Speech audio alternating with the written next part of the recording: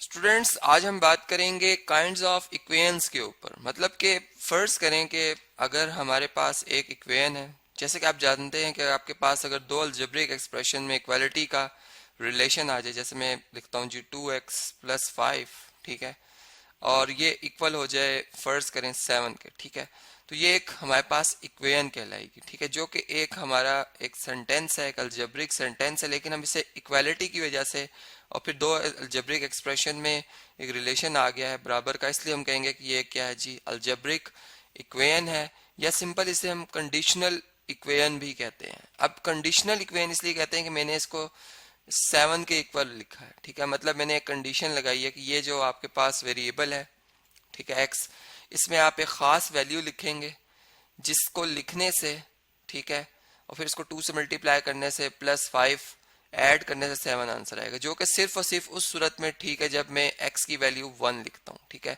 इस given equation में अगर मैं x की जगह 1 लिखता हूँ तो मेरे पास ये इक्वेशन क्या बनती है जी, 2 इंटू 1 +5 इक्वल टू 7, मतलब 2 1s are 2, 2 + 5 7 के, जो कि ट्रू है। लेकिन अगर मैं इसके अलावा कोई और वैल्यू लिखता हूँ, फर्ज करें अगर मैं x की जगह 0 दर्ज करता हूँ, ठीक है, तो मेरी ये इक्वेशन जो है 2 इंटू 0 +5 इक्वल टू 7, ये गलत हो जाएगी। मतलब देखिए 2 0 से मल्टीप्लाई होकर 0 हो जाएगा, 0 + 5 7 के इक्वल नहीं होता, ये फॉल्स है। इसी तरह हर और वैल्यू के लिए ये फॉल्स है। तो इस तरह से हम कहेंगे कि ये हमारे पास जो इक्वेशन है ये कंडीशनल इक्वेशन है, ठीक है।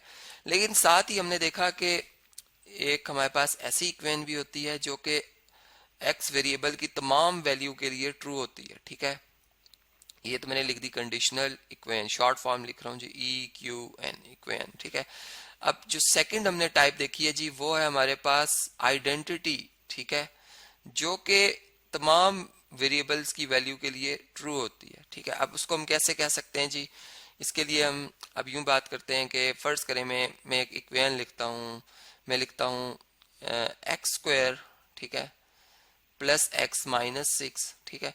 अब मैं इसके इसके फैक्टराइज भी कर लेता हूँ, मैं इसके फैक्टर बनाता हूँ, मतलब मैं इक्वालिटी ही लिख रहा हूँ, इस तरफ मैं इसके फैक्टर बना के लिख रहा हूँ। देखिए इसमें मिड टर्म ब्रेक करेंगे, ये हमारे पास क्या आ जाएगा, 3x-2x, ठीक है।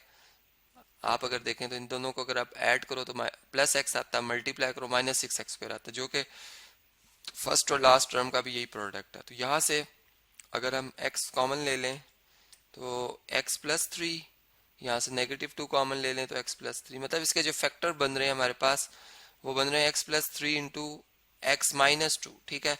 मतलब हमारी जो इक्वेशन है वो कुछ इस टाइप की है। अगर आप देखें, चले मैं इसको इधर लिखता हूँ, x² + x-6, ये इक्वल है किसके जी, x+3 इंटू x-2।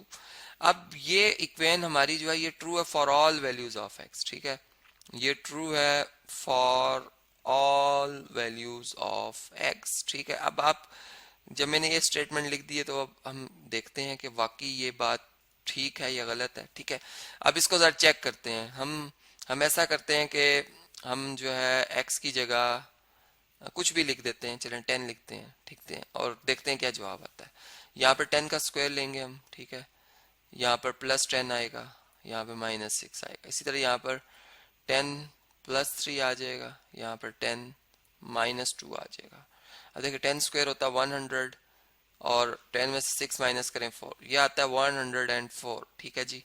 जबकि यहाँ पे अगर आप देखें तो ये 10+3 13 और 10-2 8 आता है, ठीक है। अब अगर 13 को 8 से मल्टीप्लाई करें अगर हम, तो आप देख सकते हैं 8 3 टाइम 24 होता है, 2 कैरी, 8 1 टाइम 8 + 2 10, 104 ही आया, मतलब ट्रू है।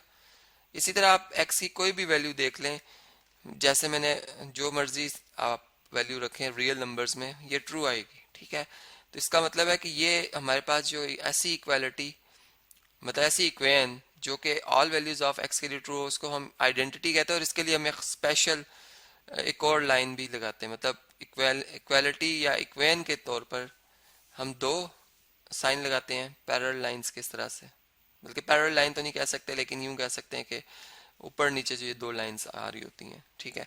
और आइडेंटिटी के लिए हम 3 लगा देते हैं, सिर्फ इसलिए कि ये स्पेशल एक टाइप है इक्वेशन की, इस वजह से, ठीक है।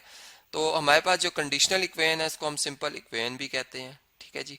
तो यहाँ से हमने ये बात समझ ली आज के हमारे पास जो इक्वेशंस हैं वो हमारे पास टू टाइप्स की होती हैं। एक होती है सिंपल इक्वेशन जिसको हम कंडीशनल इक्वेशन कहते हैं, जो कि एक एक्स या जो भी वेरिएबल शामिल होता है उसकी एक वैल्यू के लिए ट्रू होती है। और एक होती है हमारे पास आइडेंटिटी, जो कि जिसकी लेफ्ट और राइट साइड जो है वो दोनों इक्वल रहती हैं तमाम वेरिएबल की वैल्यूज के लिए। मतलब आपका जो वेरिएबल उसमें एक्स अगर शामिल है तो एक्स की तमाम वैल्यू के लिए वो क्या होगी जी, ट्रू होगी।